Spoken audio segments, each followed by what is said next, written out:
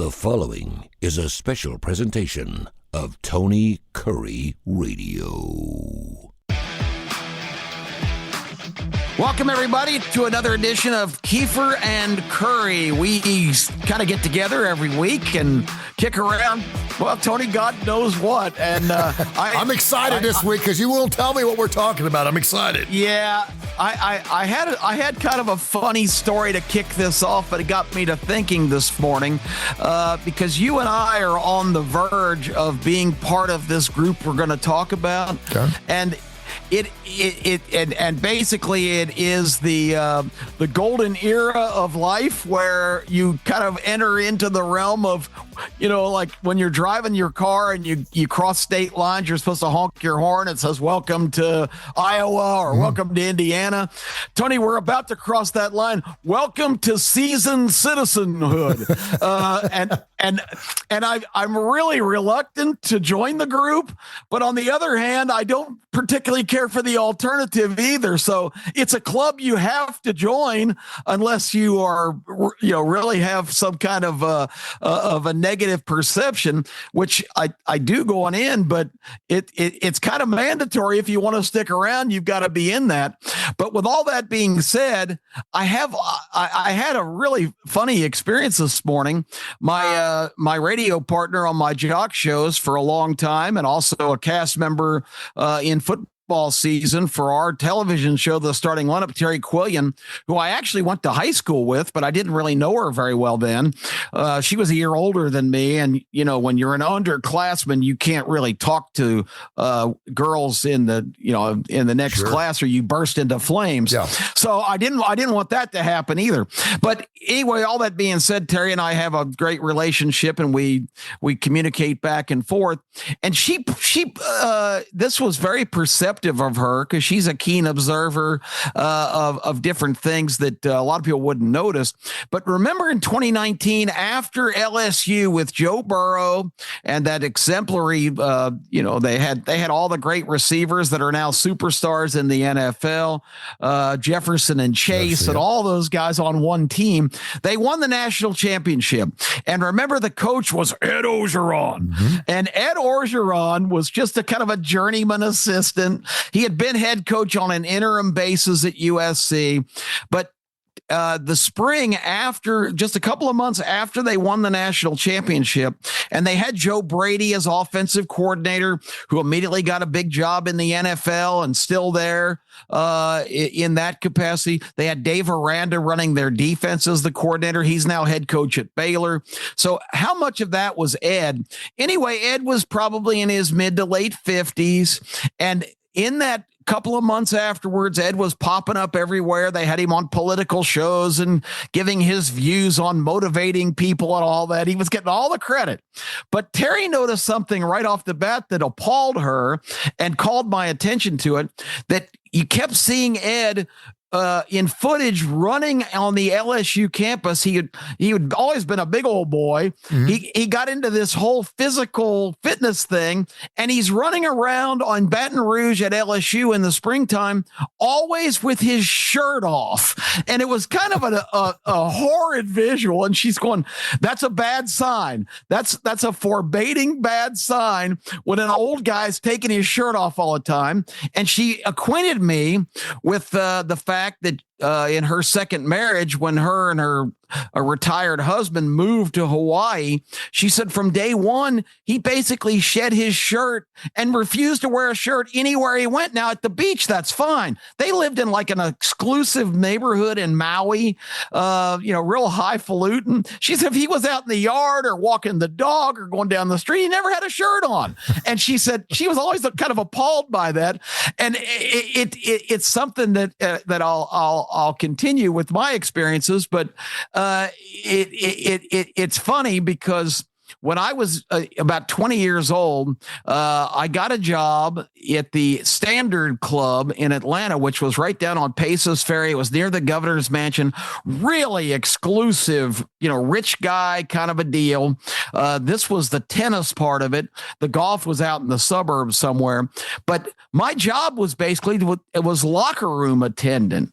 And it was brand new for me. But being the locker room attendant, your predominant job was to wash towels, and you had a small bar under your counter that you could mix drinks for guys, just the basics. I couldn't do any kind of fruity drinks, but they come in, give me a gin and tonic or give me a bourbon and Coke. So I mix up a drink and wash towels.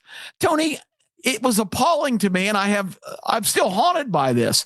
There were a group of maybe a dozen of these guys, and probably frequented at any one time. These guys would play tennis, and then they would hang out in this locker room watching TV and having conversations, and most of them were naked the whole time. And it was like, oh my God, this is horrendous. These guys with all their white hair sticking out of their chest and hanging low, sweet chariot.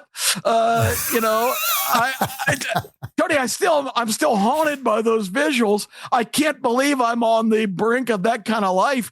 But, with all that being said, what are your thoughts as we welcome to seasoned citizenhood, and what's wrong with these guys that kind of want to put themselves on display? Is it some kind of rebellious reaction to getting older, to say, look, I still got it. Look at me strutting my stuff. I find the whole thing so distasteful and appalling. Oh, and I didn't finish the other story. I'll let you talk in a second, I promise. But as soon as I responded to Terry today about the Ed Ogeron thing, because he has been gone since they gave him a $17 million buyout to go away. Ed Ogeron popped up this week in New Orleans for a wedding of a former player. And damn, Tony, if 7 years later, he hadn't even been seen since it's not 6 years later, 2019 is when he was by his last sighting, 2020. It's been 5 or 6 years. Ed Ogeron has like an impromptu little media session poolside. Guess what? With his shirt off. And she said, he's still at it. And I said, I commented on, it's got to be some kind of mental illness. I swear to God, the next thing I do is flip back to my Facebook page.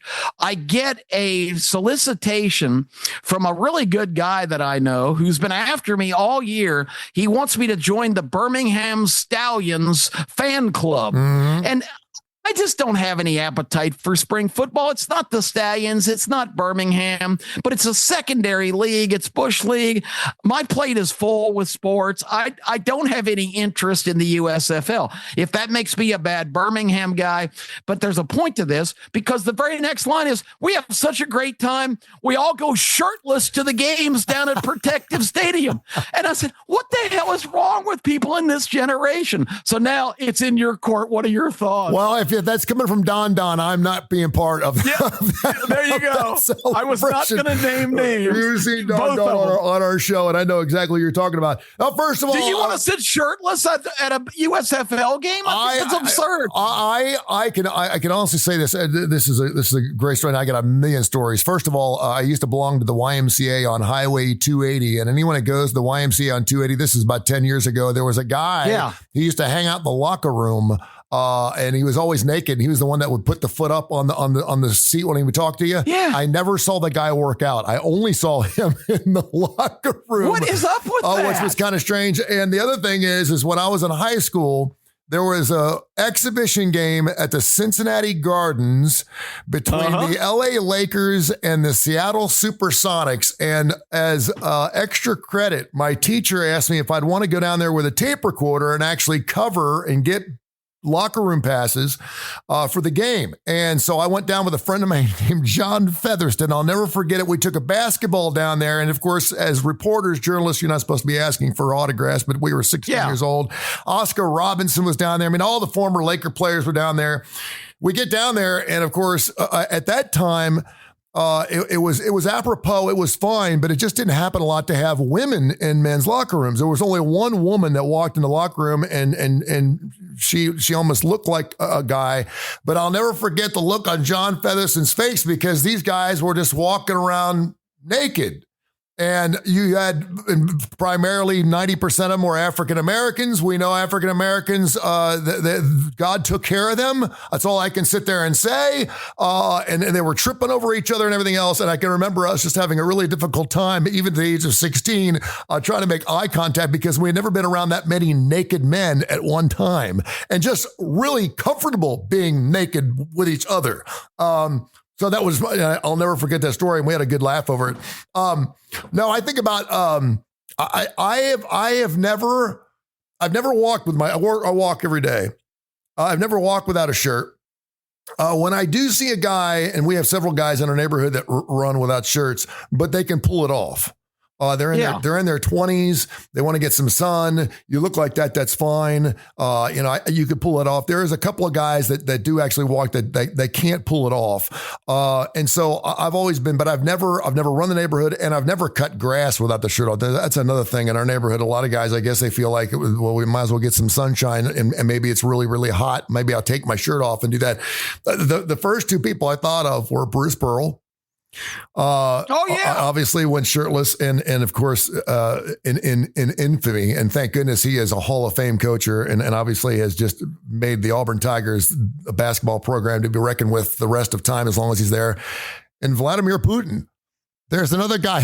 There's another guy who, quite frankly, looked pretty damn good on the back of a horse. If I do say so myself, as a straight heterosexual man, I can honestly say that if I look like that, maybe I would go bare-breasted a little more. As far as guys not wearing shirts at games, that only works for me that if you're in Green Bay. And I don't know about you, but if I just get a slight breeze on my nipples in the middle of wintertime, I get really uncomfortable. Like all of a sudden, I'm just getting really, really cold. I'm turning into the sweater guy. I've always been a guy that always had to wear just my underwear to bed. That's the only thing I'd ever wear to bed, is just my skivvies. And now I find myself wearing sweaters and sweatshirts and everything else. Oh, yeah, it's so cold. Even in the middle of summertime to bed, because I'm freezing my ass off. I don't know if it's because I'm losing skin tone. I don't know if my testosterone's out the window, whatever it is. I'm cold. And I've never been like that.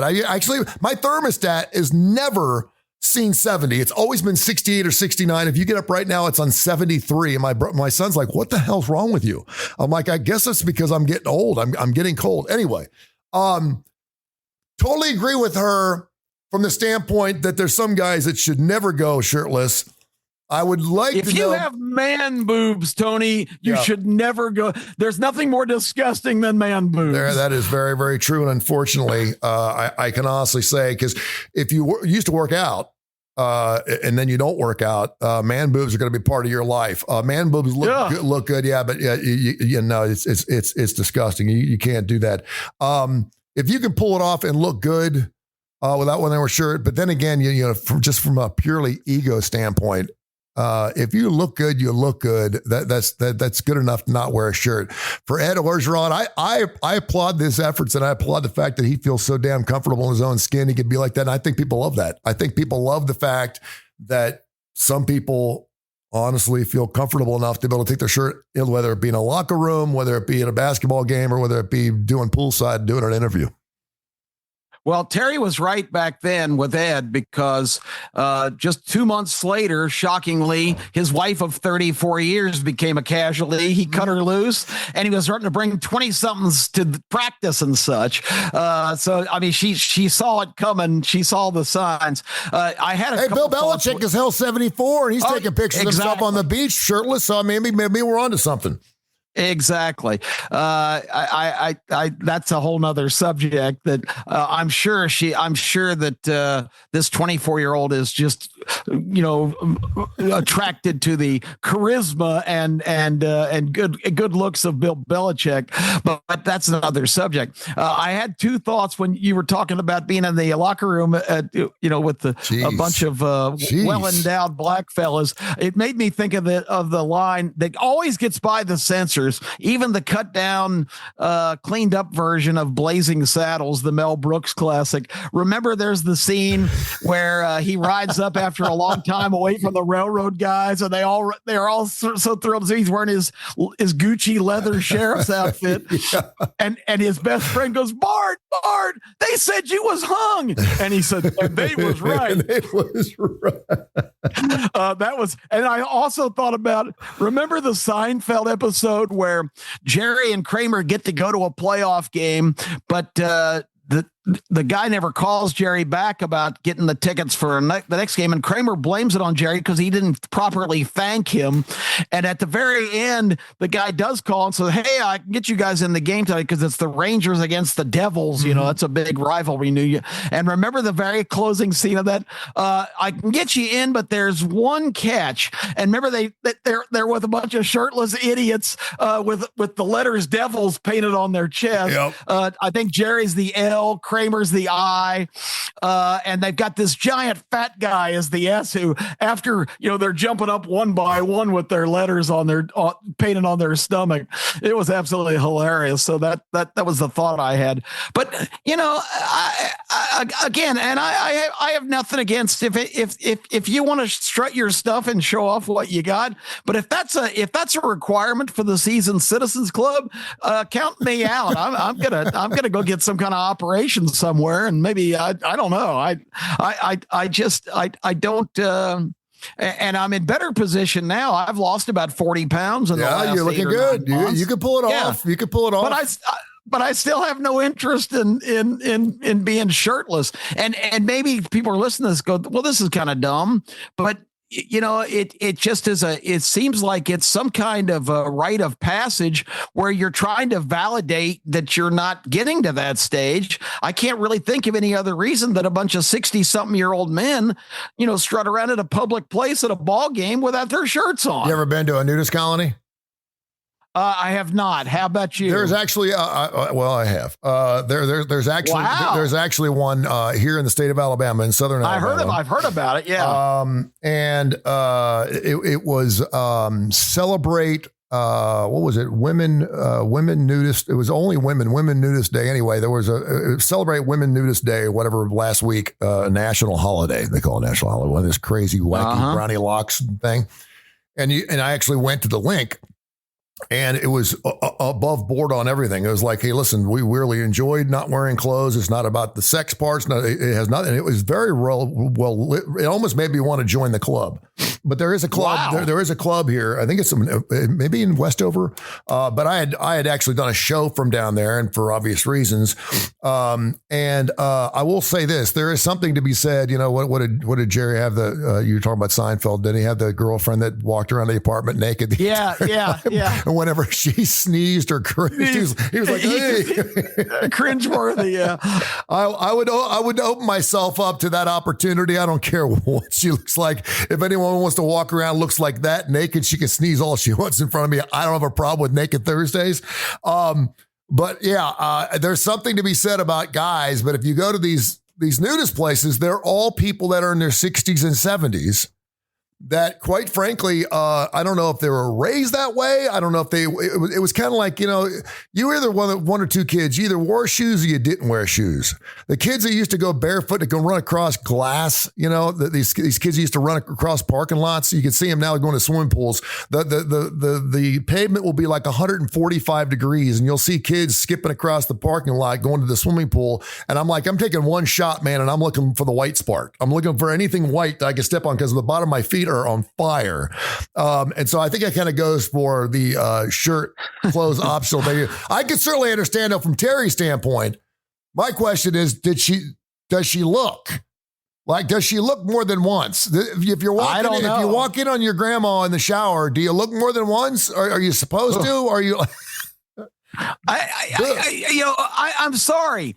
Old people, this just in. The human body when you're old is not a beautiful sight. It's just not. And if I'm arrogant and opening myself up for criticism, but it's not. The attractiveness part has got to be something different. And it kills me too, even when women contemporaries now say something like, oh, I met this guy, he's really ripped. Baby, you're 65. How ripped can a 70-year-old be? I'm sure there are guys like that, but it's amazing to me that the physical attraction still in a lot of people's kind of superficial minds, men and women, is still important at this stage of life. I would think it would be a lot more of an intellectual and compatibility thing now, and get away from the whole physical thing. I'll say this. I will say this, because I do think there's a big difference between feeling comfortable in your own skin, being authentic to yourself, like an Ed Orgeron, who obviously is, and then knowing that you look so good. And I will use an example. You remember Barry Krause? Yeah, oh yeah. Barry is like, if I were gay, Barry would be the first man I hit on. He's and this was 15, 20 years ago when I played a golf tournament. He loved to walk around everywhere without a shirt on because he was Barry flipping Krause. He looked fantastic. First of all, he looked like he had his rug manicured on his chest. It was beautiful. I mean, and everyone knew it. I mean, he walked in a swimming pool and everyone was like, who the hell is that guy? Because he kept himself in incredible shape, had the black curls, the hair, he's beautiful. I mean, I told him, I said, he's like him and who was it? John Farmer, came out of the pool, and I was right away. I was like, am I at a gay pool? Because these two guys were too perfect to be even walking around any pool. And I even told him, I said, I'm going to hang around with you. And I started making him feel uncomfortable. He actually put a shirt on because I couldn't stop staring at him. Oh, hilarious. So when you're like, you're talking about AARP thing, if you're that ripped and that good looking, do I want to see you without a shirt on knowing you think you still look good? I'd much rather hang out with an Ed Orgeron type who knows he looks like hell and just feels comfortable in his own skin than a guy that actually can pull it off and is hoping that he'll get some eyeballs on him at the age of 59. Yeah, it's weird. It brings me to the next part of this. I talked about as a younger person being uncomfortable in that environment. Guy coming up to my counter while I'm folding my towels. What an interesting job that was. And making drinks. Yeah, and he's going. He comes up, buck naked, and says, "Yeah, give me a screwdriver." And I'm going, "What do you want it for?" "Oh, you mean a vodka and orange juice?" Okay, but. I think about these young women. Riley Gaines comes to mind, the swimmer, and some other ones who've had the experience in female locker rooms of having guys still fully equipped who identify as female. How uncomfortable must that be for them? I was a guy and it freaked me out. What do women do? Well, I don't know this, but what do women do in locker rooms? Now I've read books. I remember. Well, that's a good point. Martina Navratilova wrote in her book, in her memoirs, that she used to walk naked from the minute she walked in the locker room to the minute she walked out before she went on the court, because she wanted to absolutely annihilate from top to bottom, because her body was so perfect that other women in the locker room were freaking out when she walked in. Of course, and she would intimidate the hell out of them, because Martina Navratilova had an unbelievable body. And she's like, I showed it off to everybody. I wanted people to be afraid of this body and what I could do on a tennis court. But do women do that? Do women? I mean, see, and here we go. We would love the idea. We would love to think that women for the Las Vegas Aces walk around after a basketball game all hot and sweaty, topless for the first 35 minutes just to let the sweat get off before they put a towel around them. But unfortunately, I don't think that holds true. Yeah, I don't think so. I don't know. I guess some people could interpret my just discomfort with this whole phenomenon. So you lay out by pools, right? Or do you go topless by pools? Yeah, of course. Okay. Would there be, because I know some guys that won't go topless in pools. I mean, they're t-shirt guys. They will not. And some of them are like, they're not cut. They're not overweight in particular, but when they get past a certain age, My father was one of them. Once my dad turned like 65, the shirt stayed on. Even by now, he said it was because of sun poisoning and stuff like that. And he had a pretty good pot belly going for him too. I'm going to have my dad's body with the little chicken legs and the pot belly. But he would always say, "Listen, I think there comes an age where you just don't take your shirt off ever." I don't think he even took his shirt off to make love to my mom. I know she didn't. I know she didn't take the moo off. I know that wasn't. Yeah, I hope it wasn't like a Garfield T-shirt or something. My mom would put the moo on Monday. It wouldn't come off till Friday.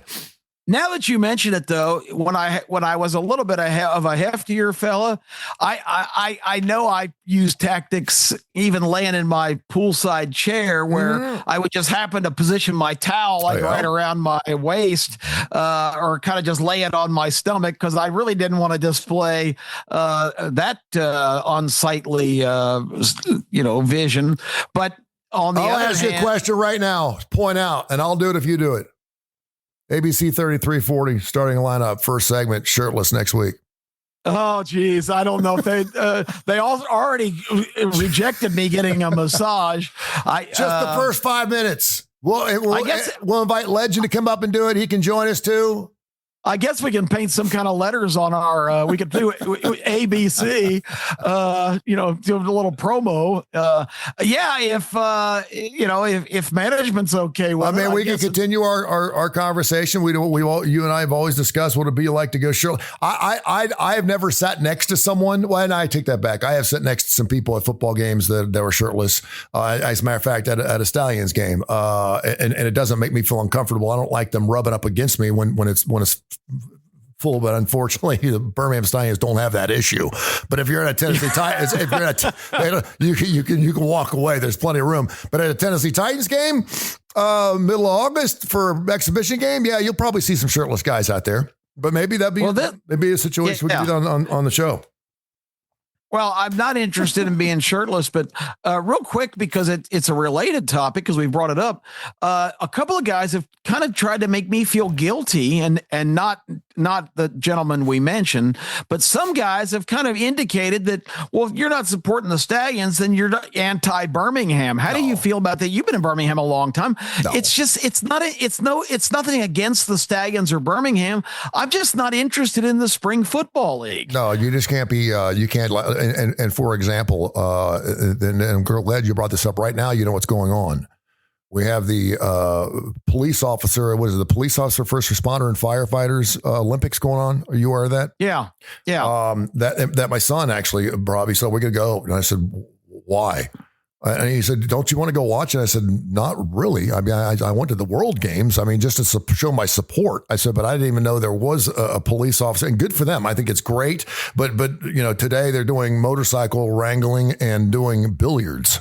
And I'm like, do I really want to see 4 or 5 police officers shooting pool? I said, that's just it's not what I want to be doing. I appreciate my police officer friends. I've got a lot of police officer friends. Never defund the police. Give them whatever they need. I think they're fantastic. Absolutely. And I love firefighters. I love first responders. I don't think we can have enough of them. If they want to have Olympics every 4, whatever, but that's not something I'm going to go watch because it just doesn't sound like it's particularly fun to do that. But yeah, from a standpoint of the Birmingham, no. And listen, people are sitting there and go, well, they've won back-to-back championships and blah, blah, blah. Why can't we fill it? I think they've done a wonderful job based on what kind of marketing money they have. And I drive by that giant football on Highway 119 where their offices are, because we go to a Zaxby's down the street. So that giant football sitting on a tee. I think they've done a wonderful, masterful job. And I think they've got a great coach, a coach that I think a lot of people would think that certainly would have been, Skip would have probably gone back into college or maybe even at the professional level at some point. I don't know what they're paying him to be part of the Stallions. And I do think that since the league collapsed on itself with the XFL and themselves, it was probably a good move. But it all comes down to television. If ESPN covers it, it's going to go. And if they don't, then, it ain't going to happen. But no, just because you're not a Birmingham Stallions fan, first of all, it's too damn hot. I mean, I'm sorry.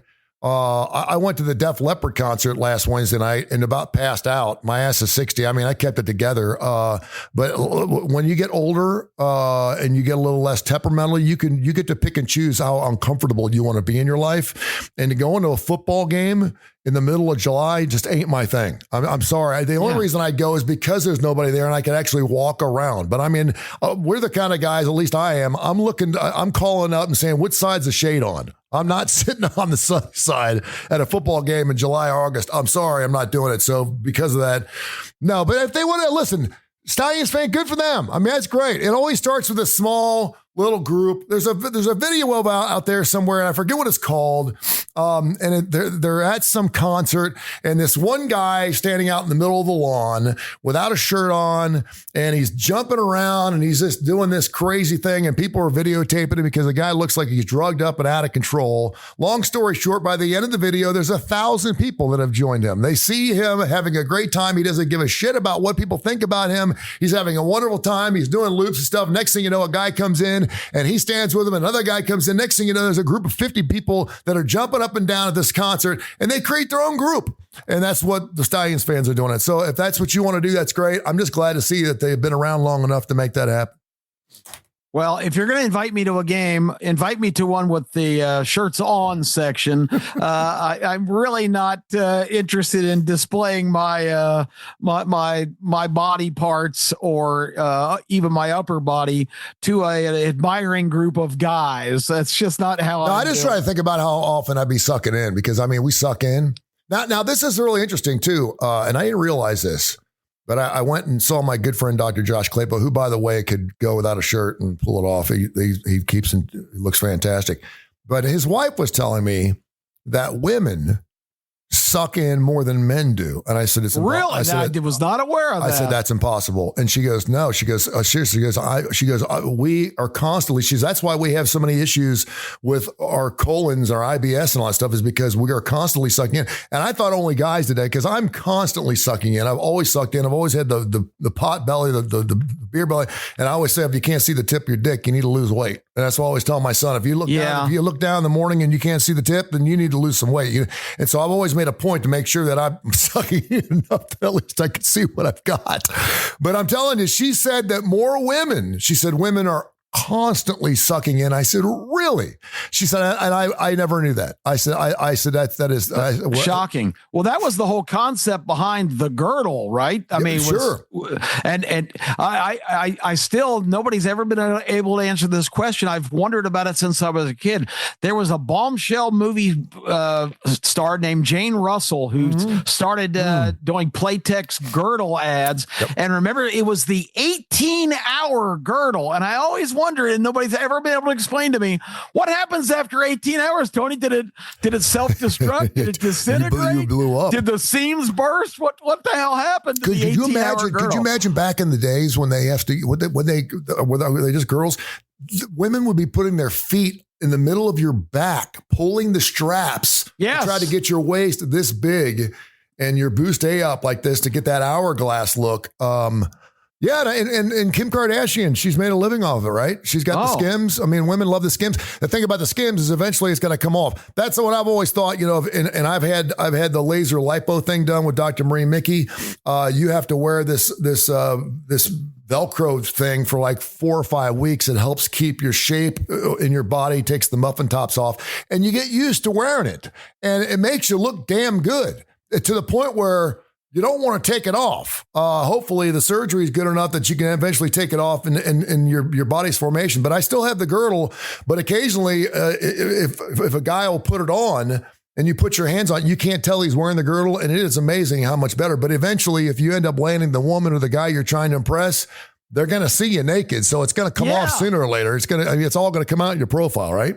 Well, it reminds me, too, remember the opening scene in Gone with the Wind? Mammy is stringing Scarlett up for that party. Dude. Remember, and pulling those strings so tight that, I mean, she was a little skinny thing to start with. It's just amazing what women, so it comes full circle and you tell me that women suck in, because I guess now they don't wear those torture devices anymore, but that was the methodology apparently back in the old days of how to disguise any hint of the slightest bit of body fat. I always thought I knew I sucked in when I get around. We just do it. We don't even know we're doing it. I guess women are the same way. But when I walk into a room, I suck in. Oh, and if somebody taking a picture, you go, oh, yeah, absolutely. And isn't it nice now you don't have to do that anymore? You've lost 45, 50 pounds, and maybe you're still sucking in too. But I always thought it had something that was actually affecting my gastrointestinal area because I was constantly writhing my body into this, morphing it into the shape that I wanted to look like for a period of time. But yeah, you're definitely sucking in. Unfortunately, you can't suck in with your neck. The neck is the next thing that's got to go. But I didn't realize that women did that. That's shocking. I was like, really? And she's like, oh my gosh. She goes, women have sucked in ever since we were born. I was like, wow, that's pretty amazing guy. But you know. Well, this has been an interesting discussion. I don't know if we've really made a very solid point, but my resounding message is, fellas, keep your shirts on. Good grief, and your pants especially. And especially if you feel like you can go shirtless and look good doing it, because they're the kind of guy we don't want to hang out with. Yeah, that's right. And be careful. By the way, if you ever go, I've been I say blessed.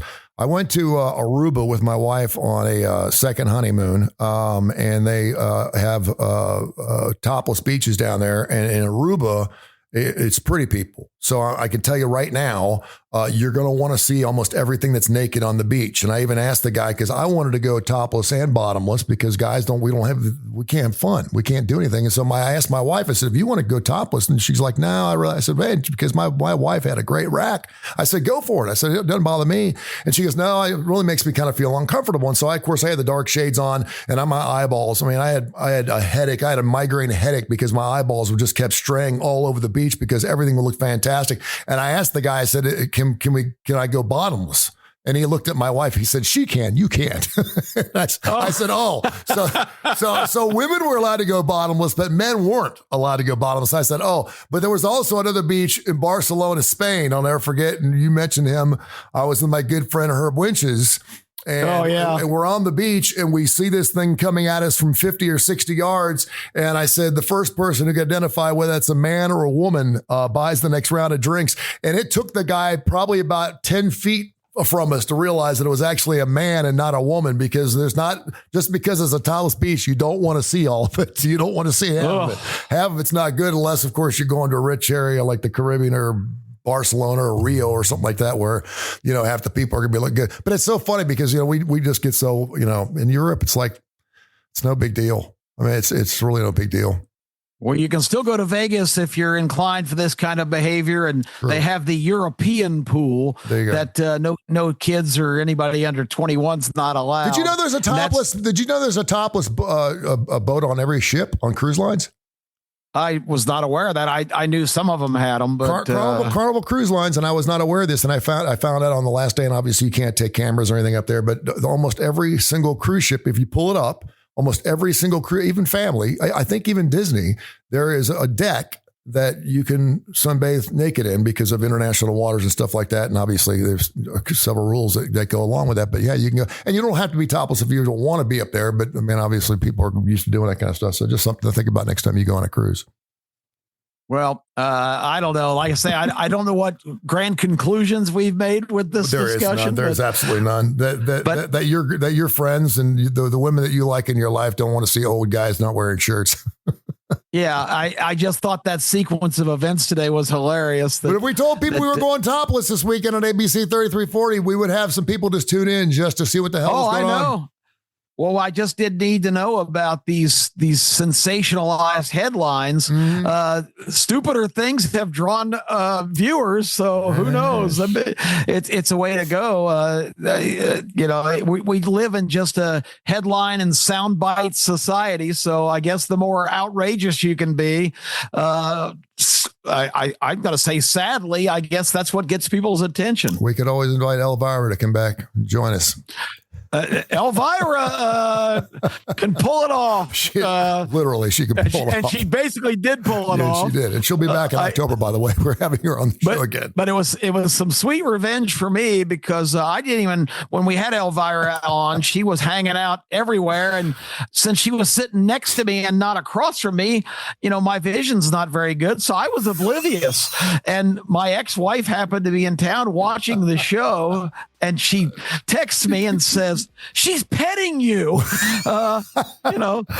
You had no clue. You were like, what the hell's the big deal? And like everyone was like, what the hell are you doing, you scumbag, having that thing? I was like, dude, it's Elvira. And you didn't even realize it until you got home and blew it up on your big screen. General, you dumped me 17 years ago. What do you care? You know, I'm not your turf anymore. She can pet me all she wants. Oh, that's all. Anyway, should be coming up later on in October. Thank you, my friend. We'll catch up next week. Yeah, I'm looking forward to next week. Tony wants to talk about, do we really need officials on the fields and on the courts? And I've got some strong thoughts about that, so we'll give you a little tease. And we're going to, maybe we'll do Keefer and Kurre next week without our shirts on. There you go. There, we can do that. All right. This has been a special presentation of Tony Kurre Radio.